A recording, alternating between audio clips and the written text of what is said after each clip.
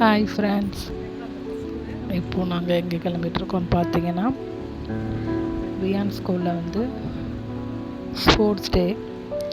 So அதுக்காக கிளம்பிகிட்ருக்கோம்.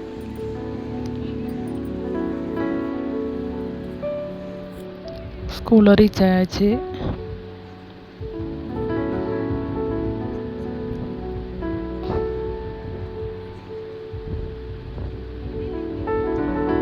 அவனுக்குன்னு தனியாக ஒரு ரூம் இருந்துச்சு. அங்கே போயிட்டு டீச்சர்ஸ்கிட்ட விட்டுட்டு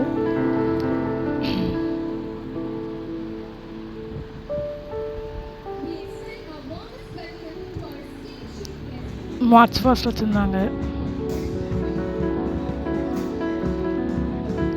அப்படி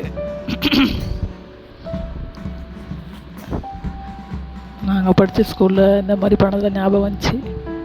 செம ஜாலியாக இருந்தது, சூப்பராக இருந்துச்சு. பசங்க நல்லா சூப்பராக பண்ணியிருந்தாங்க எல்லாருமே.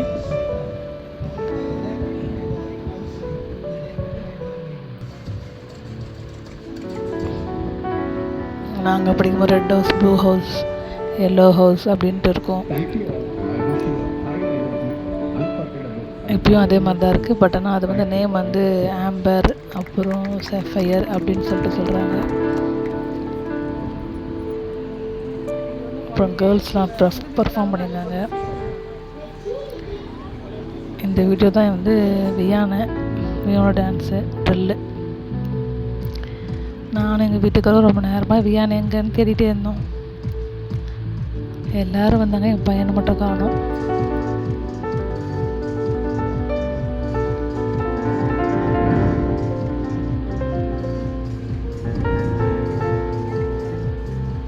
எல்லோரும் நிற்க வச்சுட்டாங்க. ரொம்ப நேரமாக வியான் எங்கன்னு தேடிகிட்டே இருந்தோம்.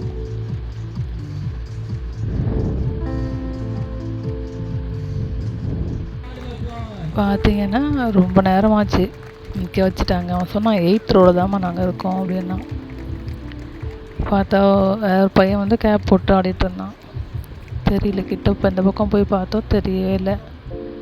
ரொம்ப லாங்காக இருந்துச்சா, ஃபேஸே தெரியல. ஒரு வேளை ரூம்லேயே விட்டு வந்துட்டாங்க போல் அப்படின்னு நினச்சோம். அப்புறமேட்டு அந்த கேப் போட்ட பையன் தான் என் பையன். தெரியவே இல்லை ஃபேஸு, கேப் போட்டு வந்துட்டான். அப்புறம் வந்து பெரிய பசங்களாம் வந்து ரெடி வச்சுருந்தாங்க. சூப்பராக விளையாண்டாங்க பசங்க எல்லாருமே. எங்கள் ஸ்கூல் டேஸே ஞாபகம் வந்துச்சு எனக்கும் எங்கள் வீட்டுக்காருக்கும். ஆமாம், நானும் ஒரு ரெட் டீம் தான். நாங்களும் அவரும் ஒரே ஸ்கூல் தான் படித்தோம்.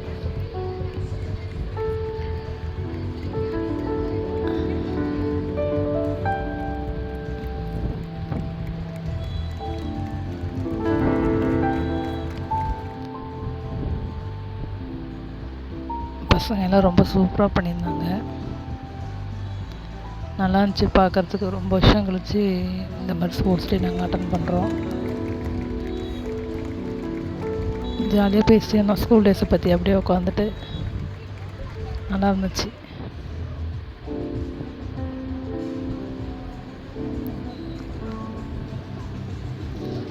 என்னை போய் கூப்பிட்டு வந்தாச்சு. அவருக்கு ஒரு ஜூஸ் பாட்டில், ஒரு கேக்கு கொடுத்துருந்தாங்க. ஸோ அதனால் உட்காந்து சாப்பிட்டு இருந்தார்.